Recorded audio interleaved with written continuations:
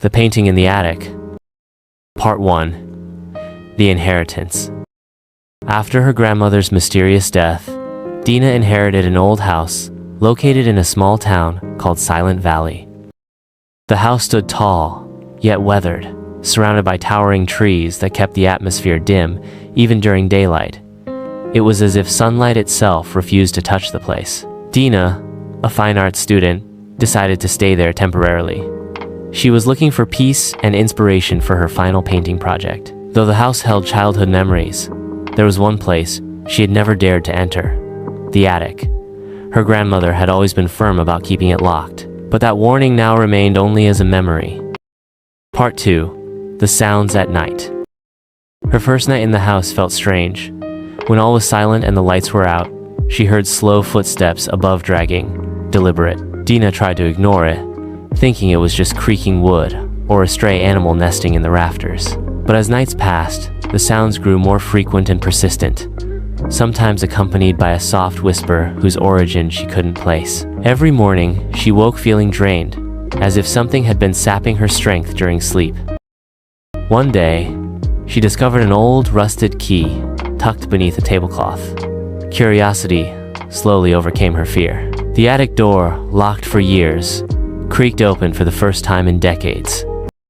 Part 3. The Hidden Painting. The attic was dark, stuffy, and layered in dust and cobwebs. In one corner, wrapped in a tattered cloth, Dina found an old painting. It depicted a woman in a black dress, standing in a dark forest. Her face was blurred, but her eyes were painted with piercing clarity, gazing directly at anyone who looked. Every time Dina stared too long at the painting, she felt watched. Stranger still, when she looked away and back again, the woman's hand in the painting seemed to have shifted position. She brought the painting down to the living room. Intending to clean and possibly preserve it, she set it on display. But from that moment on, everything began to change. Part 4. A Living Canvas. Nightmares began to haunt her sleep. In them, Dina always found herself in a dark forest, eerily similar to the one in the painting. The dream felt terrifyingly real. Chill in the air, the smell of damp earth, the silence broken only by soft footsteps. From the shadows, the woman in the black dress would slowly appear, approaching without a sound.